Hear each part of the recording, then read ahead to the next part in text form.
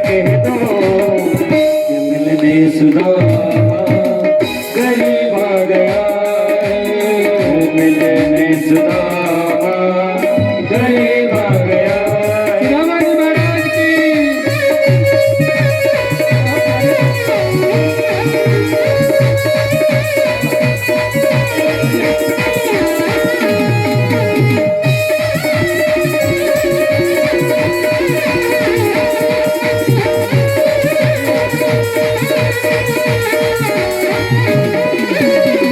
नसर पे है पगड़ी नसन पे है जामा, बता दो कन्हैया को नाम है सुदामा सुदामा, बता दो कन्हैया को नाम है सुदामा। ओ नसर पे है पगड़ी नतन पे है जामा, बता दो कन्हैया को नाम है सुदामा। नसर पे पगड़ी नकल पे है जामा, बता दो कन्हैया को नाम है सुदामा। बता दो कन्हैया को नाम है सुदामा। तुम एक बार मुँह से जा करके कह दो, तुम एक बार मुँह से जा करके कह दो, मिलने सुदामा नसीब आ गया, ओ मिलने सुदामा नसीब आ गया।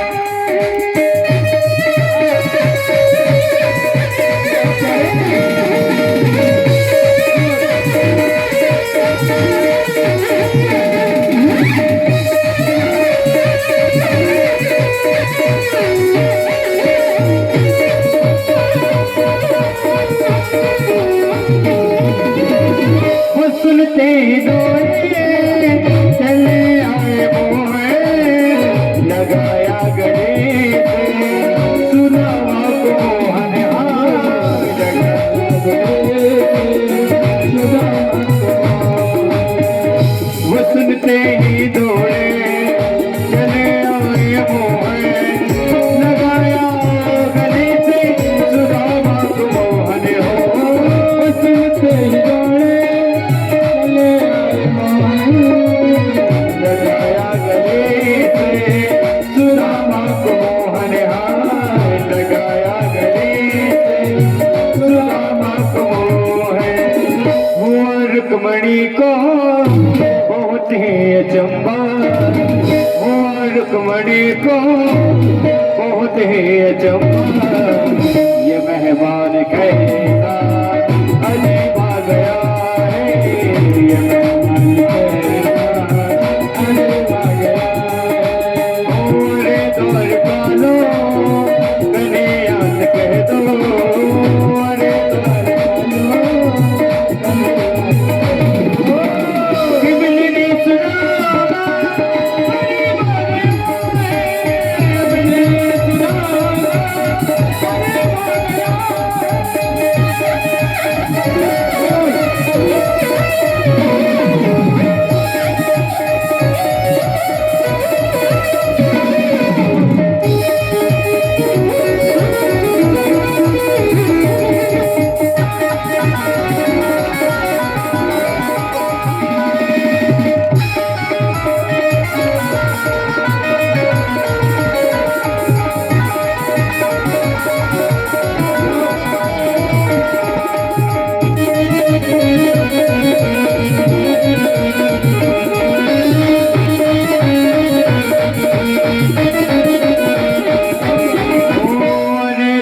पालो कन्हैया से कह दो, मिलने सुदामा करीब आ गया है, मिलने सुदामा करीब आ गया है, मिलने सुदामा करीब आ गया है। तुलसीदास महाराज की जय हो। तो प्रभु ने सुना चरण पादुका पहनना भूल गए, अंग वस्त्र छूट गए। सुदामा जी वहां से लौटने लगे, प्रभु ने लौटते हुए सुदामा को देखा, वाह मित्र, एक तो वर्षों बाद आया है और आज देख करके भी मिल के जा रहा है। सुदामा जी को गले से लगाया प्रभु ने और हाथ पकड़ के लाकर के सिंहासन पर विराजमान किया है। राग चालू कैसे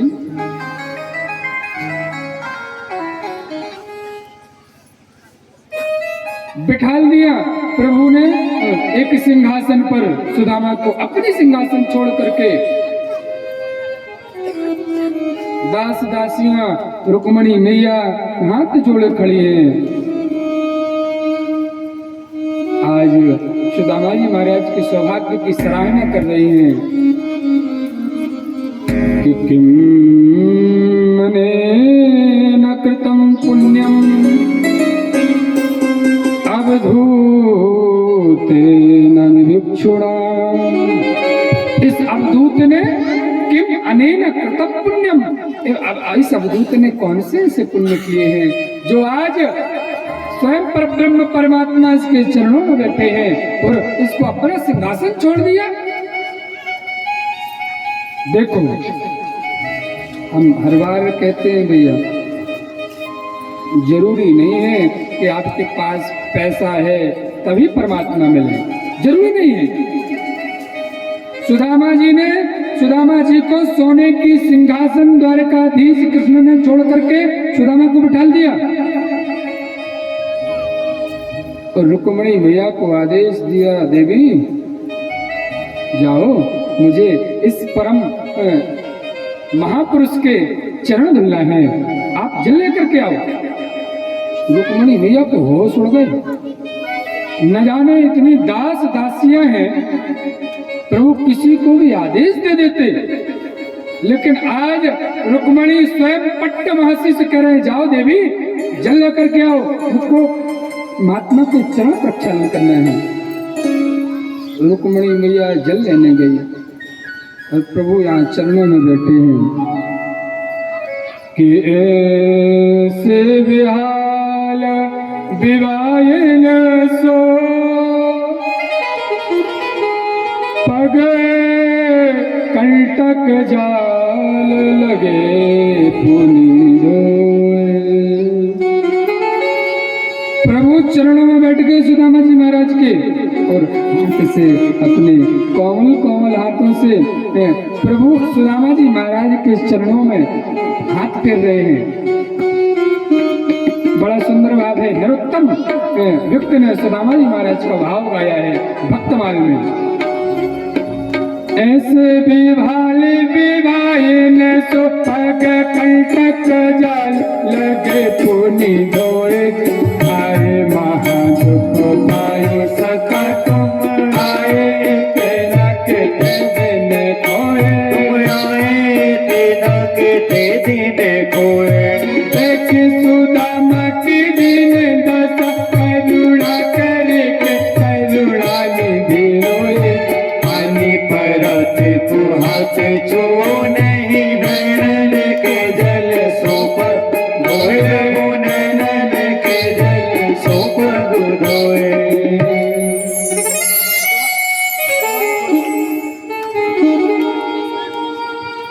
रुक्मणी मैया पानी लेकर के आती, प्रभु चरणों में बैठ गए।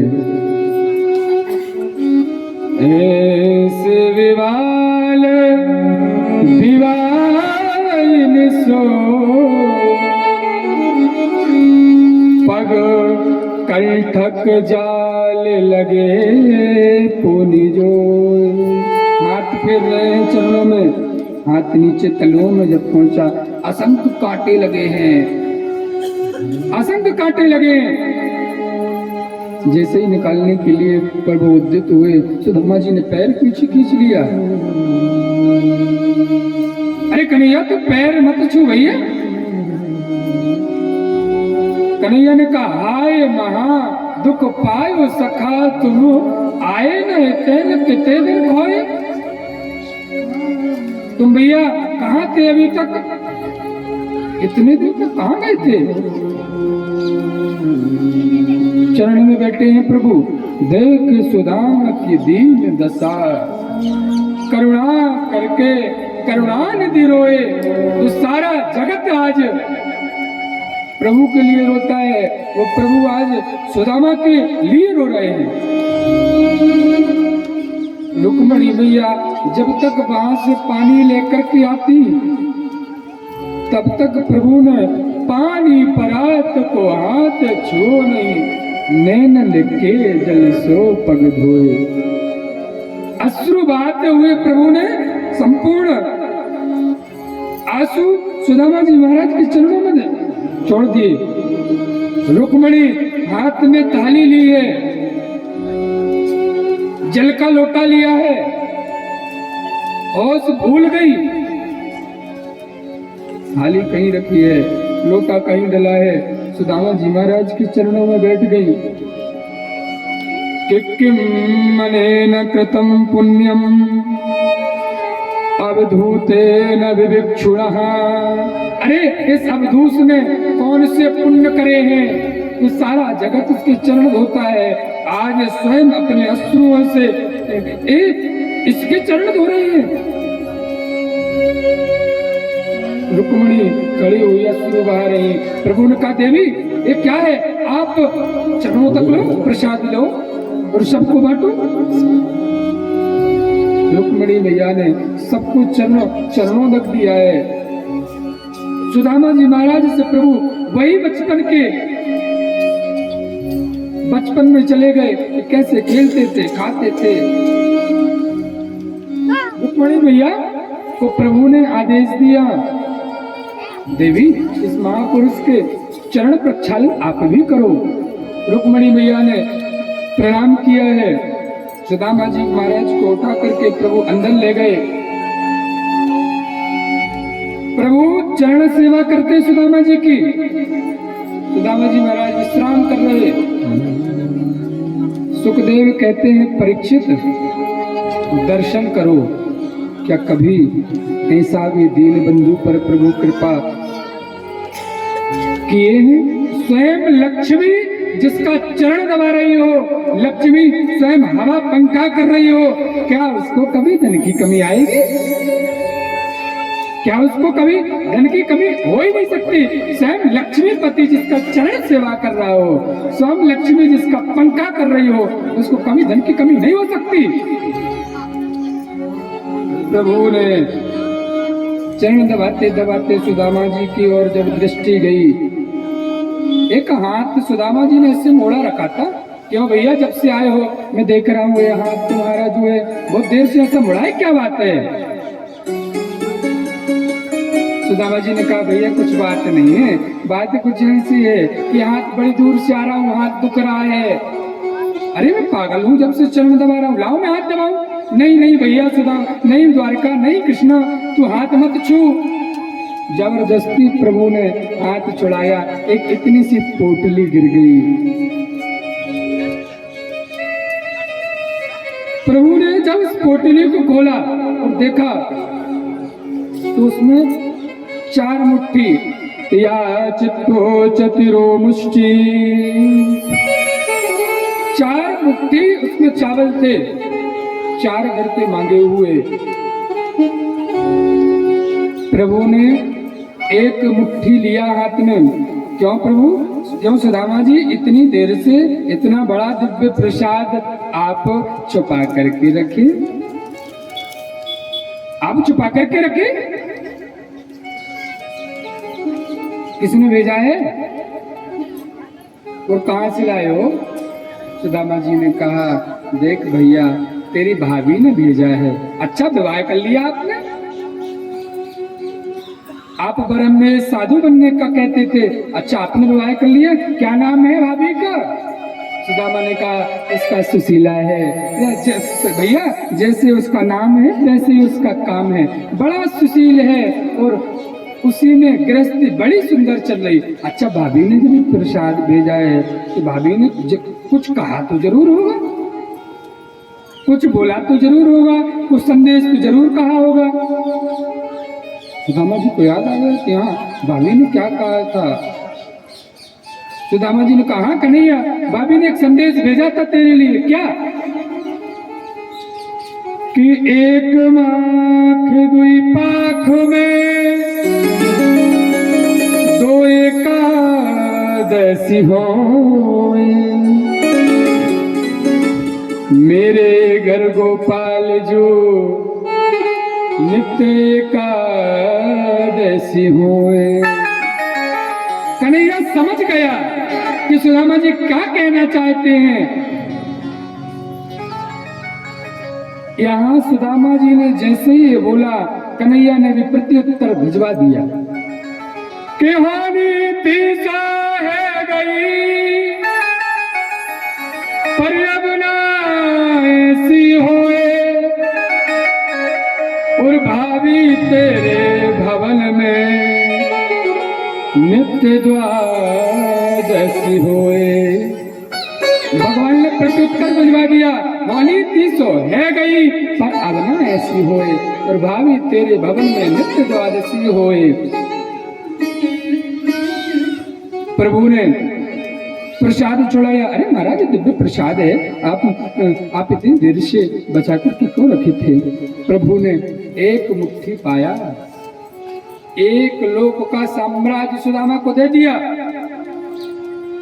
दूसरी मुट्ठी प्रभु ने पाना चाहा, मैंने रुक्मिणी ने हाथ पकड़ लिया। प्रभु क्या सब कुछ देकर के स्वयं सुदामा बनना चाहती हैं, या एक सिद्ध पुरुष महात्मा का प्रसाद है, और प्रसाद अकेले नहीं खाना चाहिए, प्रसाद सब बांट करके खाएं। हाँ देवी तुम सही कह रही हो, ये प्रसाद प्रभु ने सबको बंटवाया, एक लोग का साम्राज्य दे दिया। जो लोग कहते हैं ना भैया सुदामा गरीब था, निर्धन था, वो सुदामा गरीब नहीं था। बार बार निवेदन करते हैं आपसे, एक कथा आती है भक्तमाल में गाई है, सुदामा दरिद्र क्यों हुआ उसका भी एक बहुत बड़ा कारण है, सुदामा गरीब क्यों हुआ उसका भी बहुत बड़ा कारण है। उज्जैन में अवंतिकायाम विहितावतारम मुक्ति प्रदानाय च सज्जनानाम आकाल मृत्यु परिरक्षणार्थम वंदे महाकाल महासुरेशम। अवंतिकापुरी उज्जैन मोक्षदायिनी पुरी है। 7 पुरियां ऐसी हैं जहां व्यक्ति प्राणांत अगर होता है तो मोक्ष मिलता है। पहला है अयोध्या, दूसरा है मथुरा, तीसरा है माया, चौथा है कांची, पांचवा अवंतिकापुरी 5वें नंबर पे है, और 6वें पे है काशी, और 7वें पे है माया। तो अवंतिकापुरी में जब प्रभु द्वारकाधीश कृष्ण और सुदामा जी रहते थे, थोड़ा सा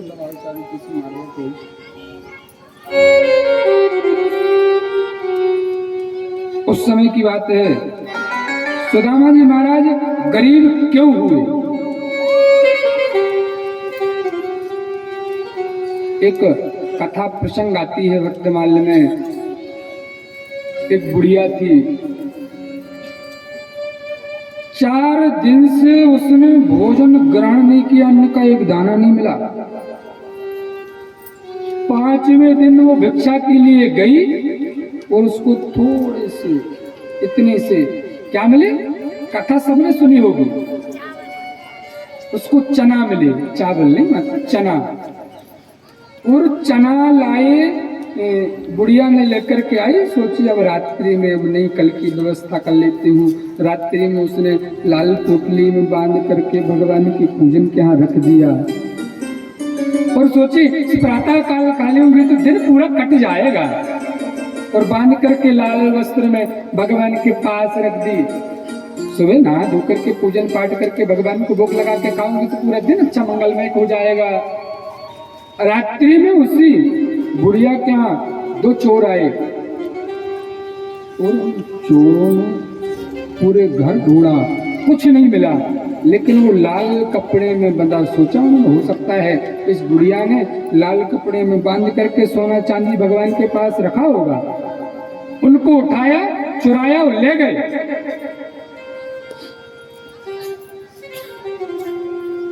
बुढ़िया की नींद खुल गई, चोरों को उस बुढ़िया ने श्राप दे दिया कि जे हमने 3 दिन से 4 दिन से भूखी हूं मैं, और जैसे तैसे आज चना मिले हैं मैं कल खाती। अरे जो भी इस चने को खाएगा वो गरीब हो जाएगा, वो निर्धन हो जाएगा। बुढ़िया ने खूब उनका पीछा किया चोरों का, लेकिन वो चोर वहीं से निकले शांतिपनी मुनि आश्रम से, उज्जैन के बाहर से, वहीं चना की पोटली फेंक दी।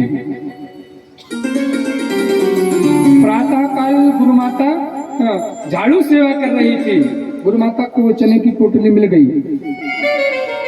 गुरु माता ने उठाया, अच्छा हुआ, अभी कुछ बन नहीं पाएगा जल्दी, किसी का गिर गया होगा, इसको मैं भी कृष्ण और सुदामा समिधा के लिए जाएंगे, यज्ञ के लिए, यज्ञ की समिधा लेने के लिए, उनको दे दूंगी तो एक प्रसाद पा लेंगे, एक कलेवा हो जाएगा। गुरु माता ने लाकर के कृष्ण को दे दिया। समिधा बीनने गए दोनों। सुदामा के हाथ में जैसे ही वो पोटली आई, ज्ञानी थे, यहाँ लिखा है विरक्तो वैष्णवो विप्रो वेद शास्त्र विशुद्धिकृत, वेद और शास्त्रों के ज्ञाता थे। जैसे ही हाथ में पोटली गई समझ गए कि श्रापित शनि है, और हाँ जो भी खाएगा वो दरिद्र हो जाएगा, जो भी खाएगा वो निर्धन हो जाएगा। मैं नहीं चाहता कि द्वारकाधीश कृष्ण इसको खाए, क्योंकि सारा जगत का स्वामी यही है। अगर ये चने कृष्ण ने ग्रहण कर लिया तो सारा जगत निर्धन हो जाएगा, और मैं नहीं चाहता कि सारा जगत निर्धन हो। मैं स्वयं इन चनों को पालूंगा, मैं स्वयं निर्धन हो जाऊंगा, लेकिन अपने मित्र को निर्धन होते नहीं देखूंगा।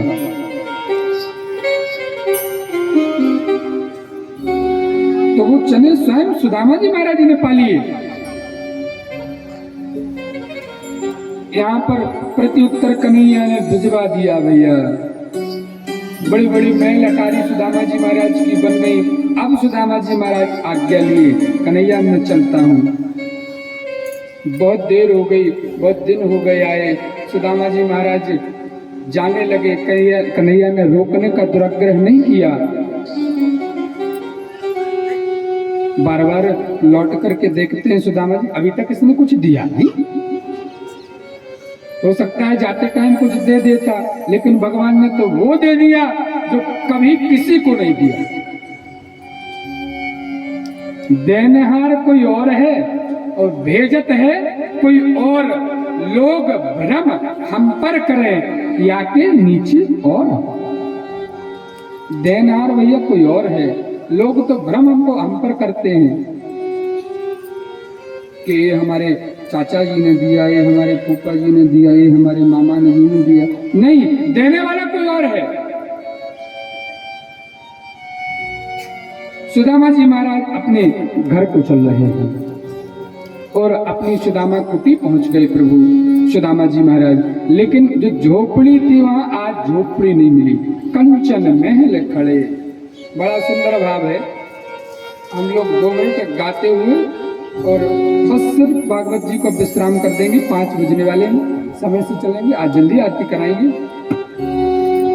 सुदामा मंदिर देख डरे, सुदामा मंदिर देख डरे, सुदामा मंदिर देख डरे, ओ सुदामा मंदिर देख डरे।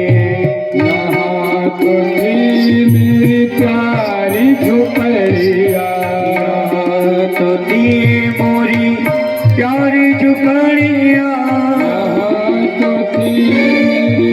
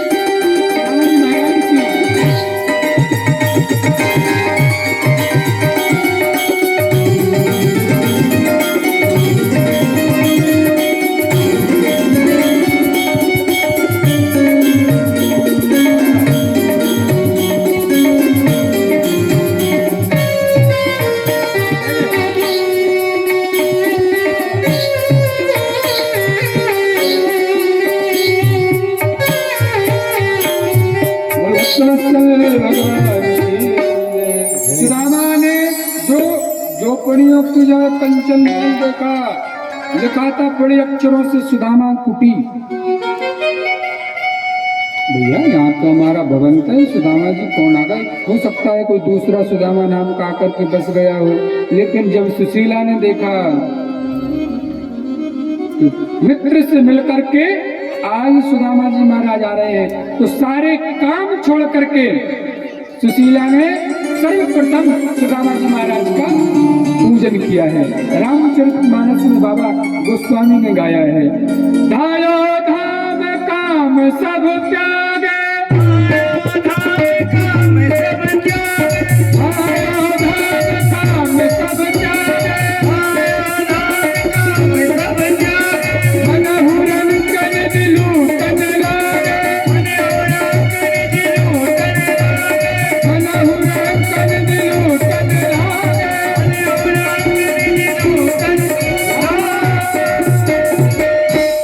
सब कामों को छोड़ करके जैसे जनक प्रवासियों ने प्रभु राम का स्वागत किया था, उसी प्रकार से सब कार्य छोड़ करके सुशीला मैया ने प्रभु का, सुदामा जी महाराज का दर्शन आरती पूजन किया। बोल सुदामा जी महाराज की जय। ये है परम भागवत। जो भी सुदामा जी महाराज की कथा गाता है, यह सुनता है, संपूर्ण भागवत का पुण्य फल मिलता है। ऐसे सुखदेव जी परीक्षित को कथा सुनाते हैं। सुखदेव जी कहते हैं, परीक्षित प्रभु ये नहीं देखते कि तुम्हारे पास कितना धन है, प्रभु ये नहीं देखते कि तुम कौन जाति के। कई लोग कहते हैं ना कि नहीं प्रभु तो बढ़िया, जिनके पास पैसा है, जब खूब भागवत कराओगे, यज्ञ कराओगे, तब जाकर के भगवान मिलेंगे। आगे के लगे सुदामा जी महाराज कितने बड़े धनवान थे, कितने बड़े पैसा वाले थे। अभी हमने कथा सुन ली। बहुत लोग जो कहते हैं, अरे जो ऊंची जाति में पैदा होता है, ब्राह्मण कोई में, उसको भगवान मिलते हैं, उसको परमात्मा मिलते हैं। भैया हमने सबरी की कथा सुन ली, नारद जी की कथा सुन ली। दासी पुत्र थे, सबरी भिल्ली थी, फिर भी प्रभु प्राप्त हुए। लोग कहते हैं जो विद्वान होता है, पढ़ा लिखा होता है, उसको भगवान मिलते हैं। हमने तृतीय दिवस में गजेंद्र की कथा सुनी थी। हाथी कौन से विश्वविद्यालय में पढ़ने गया था। कई लोग ये भी कहते हैं, ये भजन और भक्ति भाव कथा सुनना हमारा काम नहीं है, हमारा तो सिर्फ जो है अभी खेलने खोलने की उम्र है। महाराज भजन भक्ति और भाव तो बूढ़े लोग करें, उनको करना चाहिए। तो भैया उनसे हम कहना चाहते हैं, सुदामा जी महाराज, ध्रुव जी महाराज कितने वर्ष के थे? प्रहलाद जी महाराज की क्या उम्र थी? भैया भगवान ये नहीं देखते कि आप कौन सी जाति में हो, भगवान ये भी नहीं देखते आपके पास कितना धन है, भगवान ये भी नहीं देखते आप कितनी उम्र के हो। क्या देखते हैं? भाव देखते हैं। भाव का भूखा है वो और भाव ही बस सार है, भाव से उसको भजो तो भव से बेड़ा पार है। यहाँ तक बड़ा सुंदर एक भाव और है। बस अब स्वीडन विश्राम करेंगे कथा। न जाने कौन से गुण पर दया निधि रीझ जाते, न जाने कौन से गुण पर उदया रीझ जाते हैं। न जाने कौन से गुण पर दया रीझ जाते, न जाने कौन से गुण पर उदया रीझ जाते हैं। यही हरि भक्त कहते हैं, यही सद ग्रंथ गाते हैं। यही हरि भक्त कहते हैं, प्यारे यही सब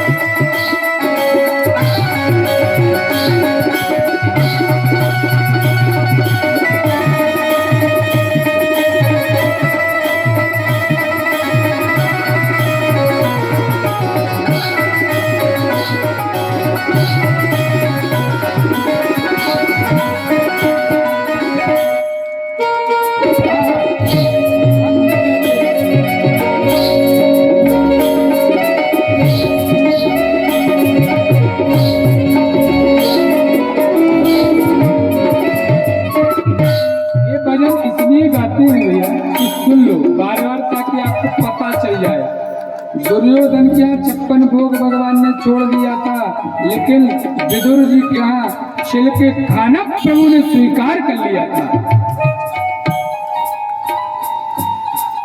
नहीं स्वीकार करते हैं निमंत्रण नृप दुर्योधन का, नहीं स्वीकार करते निमंत्रण नृप दुर्योधन का, नहीं स्वीकार करते हैं निमंत्रण नृप दुर्योधन का।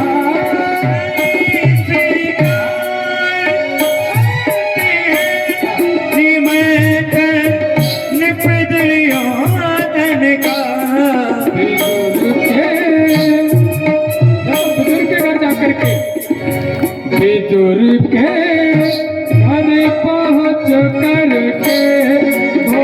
कुछ सुदामा जी महाराज का भी प्रभु ने भाव देखा है और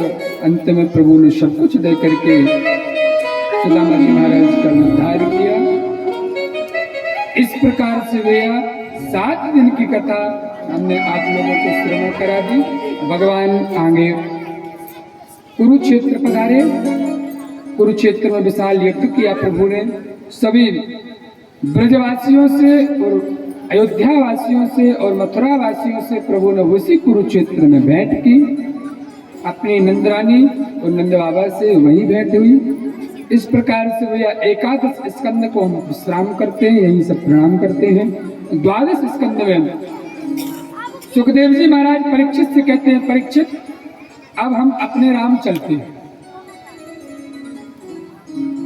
महाराज ये तो बता दो, जब कलयुग घोर अत्याचार बढ़ता जाएगा तब भी क्या प्रभु का अवतार होगा? सुखदेव जी कहते हैं हाँ, कलयुग की आयु 4 लाख कितनी है भैया? 4,32,000 वर्ष कलयुग की आयु है। अभी मात्र 58-59 वर्ष 60 वर्ष बीते हैं, 60,000 भी नहीं बीते। अभी 58-59 बीते हैं बस। लोग कहते हैं कलयुग आ गया, अभी नहीं आया महाराज कलयुग। 4,32,000 वर्ष कलयुग की आयु। देखो प्रत्येक वर्ष में कमी होती गई। सतयुग की आयु जो थी ना, त्रेता की आयु, त्रेता की आयु जो थी 12,96,000 वर्ष थी। कितनी थी याद रख लेना। त्रेता युग की आयु 12,96,000 वर्ष थी। उस समय मनुष्य की आयु 10,000 वर्ष हुआ करती थी। फिर आया द्वापद। द्वापद की आयु 8,64,000 वर्ष हुई। मनुष्य की आयु हो गई 1,000। कमी देखते जाना, तो सीधे होती जा रही। फिर अब आया कलयुग।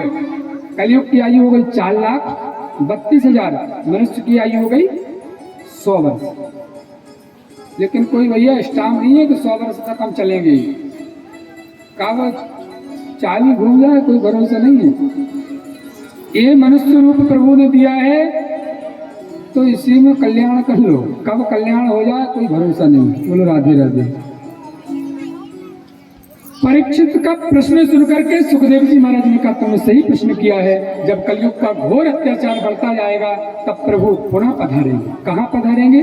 यहाँ 12वें स्कंद में सुखदेव जी महाराज ने गाया है कि संभग्राम मुखस्य ब्राह्मणस्य महात्मनः भवने विष्णु सह कल्के प्रादुर्भविष्यति। संभग्राम, ध्यान से सुन लेना, भगवान अभी भी कलयुग में भी अवतार लेंगे। कहाँ लेंगे? मुरादाबाद जिले में संबल नाम की तहसील में संभग्राम मुक्कस्य ब्राह्मणस्य महात्मनः। मुरादाबाद जिले में संभग्राम तहसील में विष्णु यस्य ब्राह्मण के घर भवने विष्णु यशः कल्किर प्रादुर्भविष्यति। विष्णु यस्य ब्राह्मण के घर भगवान कल के रूप में प्रकट होंगे। कैसे होंगे? तम तु राजन श्वेतम नाम अश्वघोड़म प्रवक्तनः। श्वेत उनका अस्त्र होगा, नीली उनकी कांति होगी और असुरों का संहार करके पुरा धर्म की स्थापना करेंगे। उसी समय से फिर सतयुग लग जाएगा। बोलो भगवान की जय। सुखदेव जी कहते हैं परीक्षित अब अपने राम चलते। हमने 7 दिन से आपको कथा सुना दी। परीक्षित ने कहा महाराज आप जा रहे, आज ही हमको तक्षक आएगा और आज ही काटेगा और आज ही हम मर जाएंगे। सुखदेव जी कहते हैं मूर्खो तुम तो राजन मनुष्य पशु बुद्धि दिमाग चाहिए। अभी भी तूने पशु बुद्धि नहीं छोड़ी। तुम तो राजन मनुष्य पशु बुद्धि। 7 दिन तक हमने तेरे को भागवत सुनाई और अभी भी तूने इस पशु बुद्धि का त्याग नहीं किया। न कभी आत्मा मरती है, न कभी आत्मा कटती है, न कभी आत्मा को जल गला सकता है। नैनम न छिन्दन्ति सहस्त्राणि नैनम दहति पावकः। ये पशु बुद्धि को त्याग। भैया यहाँ पर सुखदेव जी महाराज अंतर ध्यान हो गए और परीक्षित को कालांतर में छद्म वेश में तक्षक आया और तक्षक ने काटा। परीक्षित दिव्य रूप में प्रभु के चरणों में विलीन हो गए।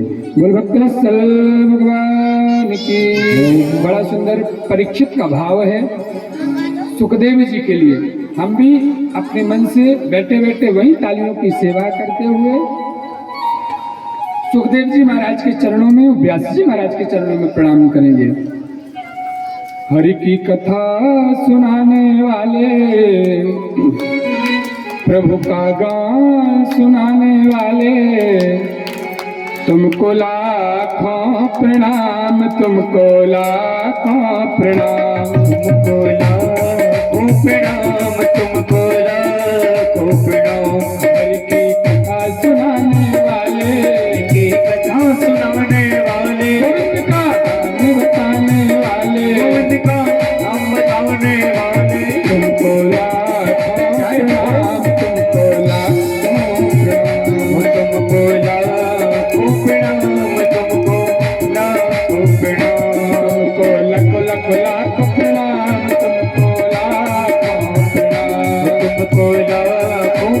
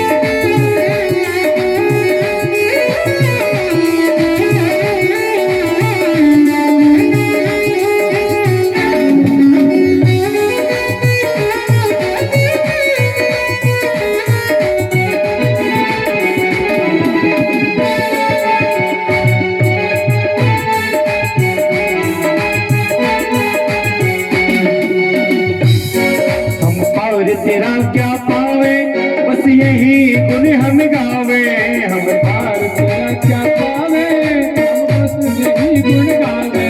हम पार तेरा क्या गावे, बस शीस झुका यही गावे, हम पार तेरा क्या पावे, बस शीस झुका यही गावे। आत्मज्ञान कराने वाले, आत्मज्ञान कराने वाले, तुमको लाखों प्रणाम, तुमको लाखों प्रणाम, तुमको लाखों प्रणाम, तुमको लाखों हर की कथा सुनाने वाले, हर की कथा सुनाने वाले। तुमको लाखों प्रणाम, तुमको लाखों प्रणाम।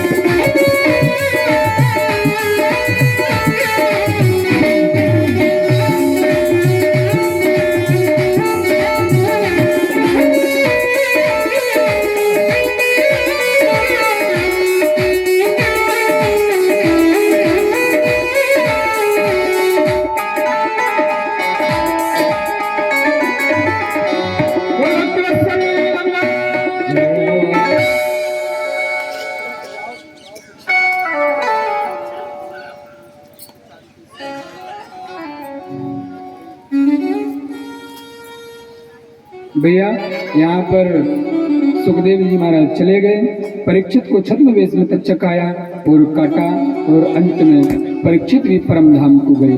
बोल परीक्षित जी महाराज की। ये भागवत का अंतिम श्लोक है, जिसको हम सब प्रयास करें, अगर आप बोल सकें तो बड़ी कृपा होगी। 3 बार इस श्लोक को गाना है सबको एक साथ मिलकर के, हम बोलेंगे फिर आप बोलना। नाम संकीर्तनम यस्य, नाम संकीर्तनम यस्य, सर्व पाप प्रणाशिनम, सर्व पाप प्रणाशनम, प्रणामो दुख समनम, प्रणामो दुख समनम, तम नमामि हरिं परम, तम नमामि हरिं परम। नाम संकीर्तनम यस्य, नाम संकीर्तनम यस्य, सर्व पाप प्रणाशनम, सर्व पाप प्रणाशनम, प्रणामो दुख समनस, प्रणामो दुख समनस, तम नमामि हरिं परम, तम नमामि हरिं परम। नाम संकीर्तनम यस्य, नाम संकीर्तनम यस्य, सर्व पाप प्रणाशनम, सर्व पाप प्रणाशनम, प्रणामो दुख समनम, प्रणामो दुख समनम, तम नमामि हरिं परम, तम नमामि हरिं परम। तम नमामि हरिं परम। ये भागवत जी का अंतिम श्लोक है। नाम संकीर्तनमस्य सर्व पाप प्रणाशनम, प्रणामो दुख समनस, तम नमामि हरिं परम। भागवत का कीर्तन श्रवण कलयुग में अगर मोक्ष पाना है तो यही मात्र साधन है। और देखना, भागवत जब शुभारंभ होती है तो सर्वप्रथम अक्षर है जन्माद्यस्य। भागवत का पहला अक्षर है जा, और भागवत का अंतिम अक्षर क्या है? नाम संकीर्तनम यस्य सर्व पाप प्रणाशनम, प्रणामो दुख समनस, तम नमामि हरिं परम। माँ परम। जन्म से मृत्यु के बीच जीवन उत्थान करने के लिए जो कथा है वो है भागवत।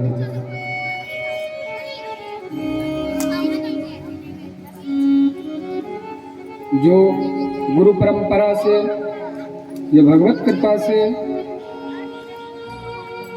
ये हमारे पूर्वजों के आशीर्वाद से इस दास को जो कथा भैया प्रेरणा प्रभु ने दी, वो आज से आज तक 7 दिन तक हमने आप सबको सुना दी।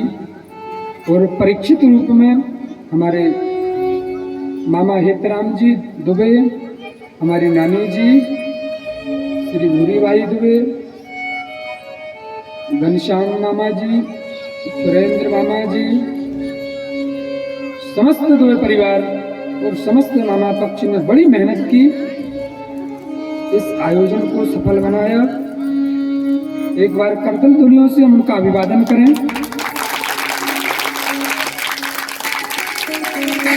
और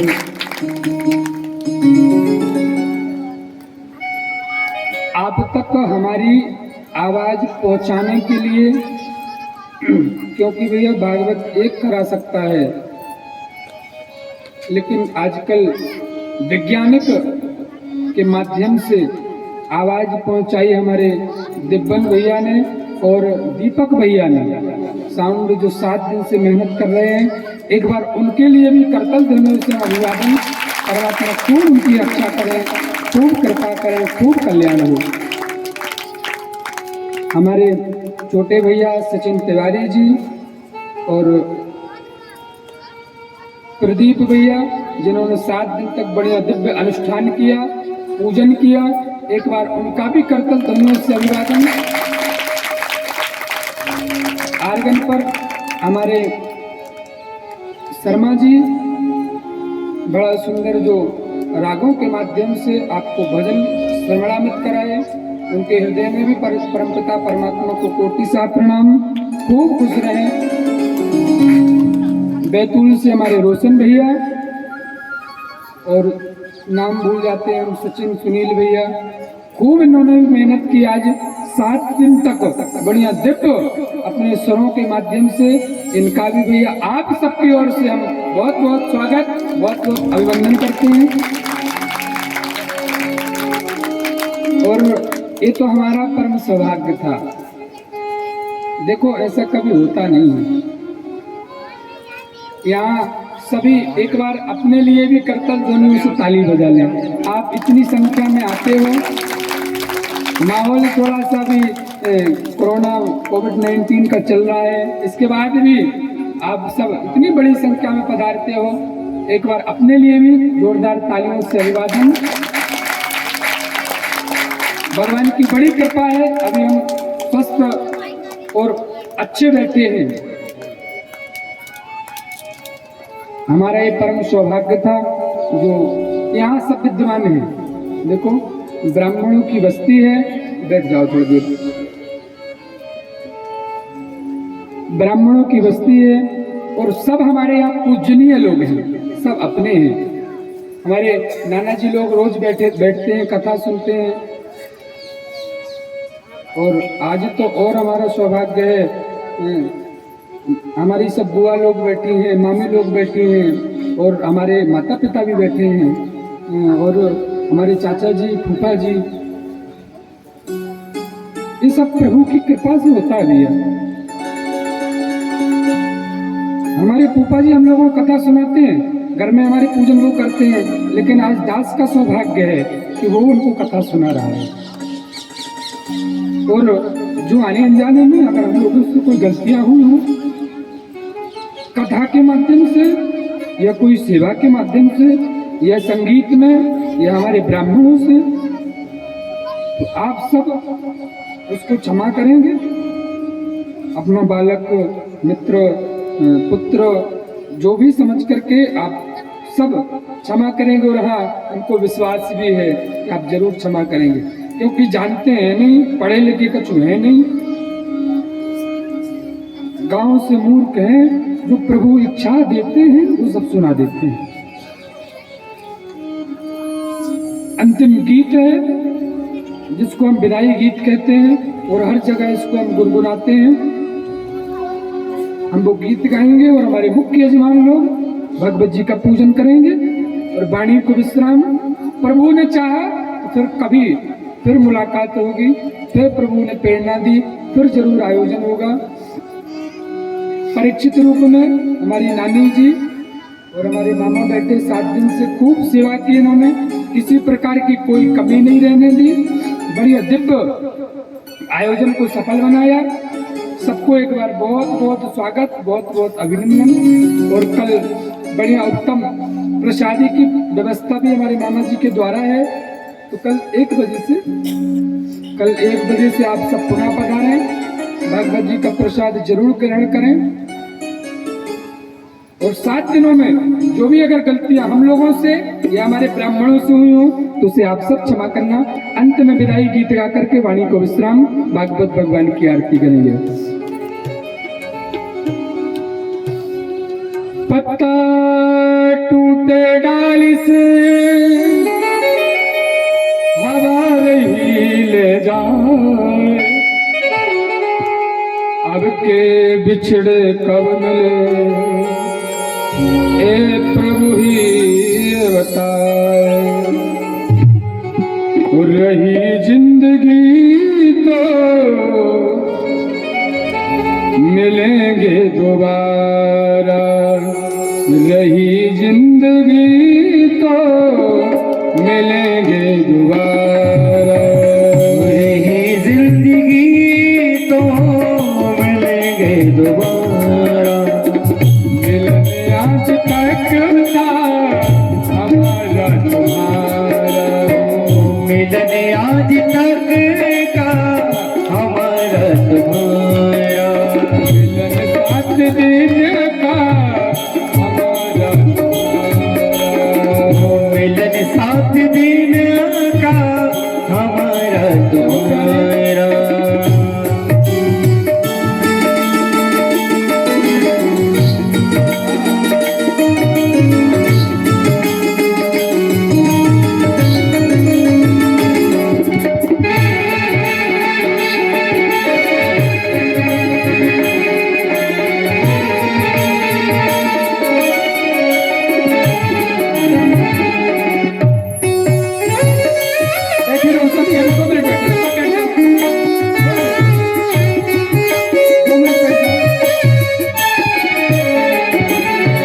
अरमानों के दीपक जलते रहेंगे, अरमानों के दीपक जलते रहेंगे, खुशी से दिल के फूल खिलते रहेंगे, खुशी से दिल के फूल खिलते रहेंगे। करना न हमसे कभी भी किनारा, करना न हमसे कभी भी किनारा,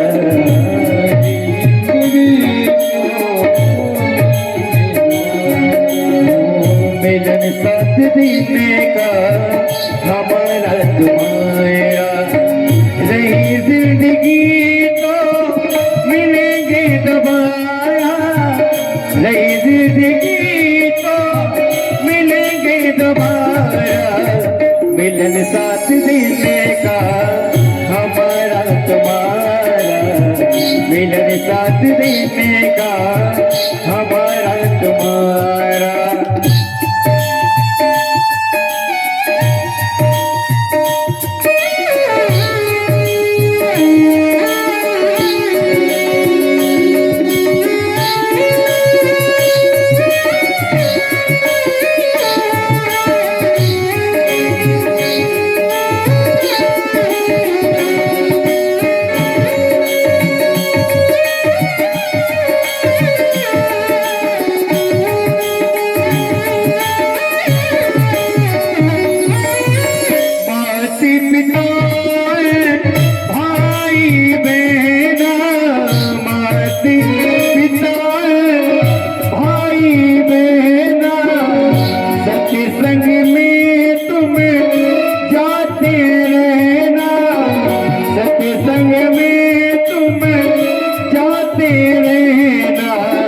इतना बस कहना हमारा, इतना बस कहना हमारा। नहीं जिंदगी तो मिलेंगे दोबारा, नहीं जिंदगी तो मिलेंगे दोबारा। मिलन 7 दिन का हमारा तुम्हारा, मिलन 7 दिन का हमारा तुम्हारा।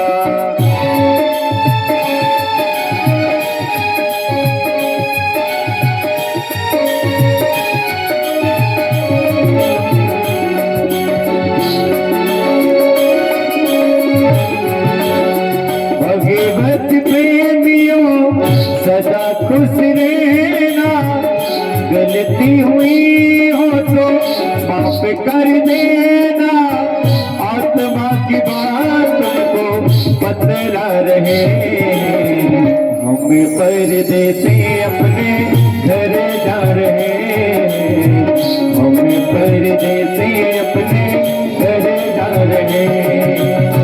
भाग्यवत प्रेमियों सदा खुश रहना, गलती हुई हो तो माफ कर देना, आत्मा की बात को बतला रहे, हमें ब्रजवासी अपने घर जा रहे, हमें परदेसी अपने घर जा रहे।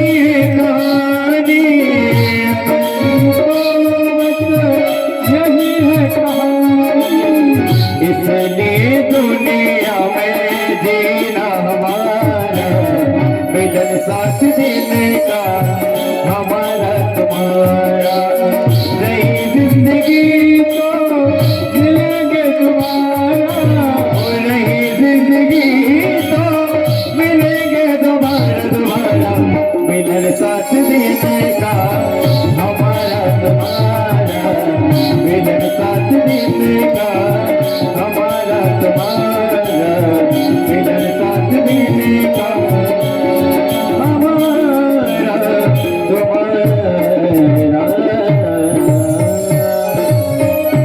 भागवत भगवान की सभी को एक बार पुनः व्यासपीठ की ओर से सादर प्रणाम। जय श्री राम, जय श्री राधा। आए अब विश्राम दिवस की आरती को यही आज वाणी को विश्राम अपने स्थान पे खड़े होकर के दिव्य भागवत भगवान की आरती गाएंगे, और जिनको पूजन करना होगा फिर एक एक करके व्यासपीठ पे आकर के भागवत जी का पूजन करेंगे, एक एक करके। अभी सब अपने स्थान पे खड़े होकर के दिव्य भागवत भगवान की आरती।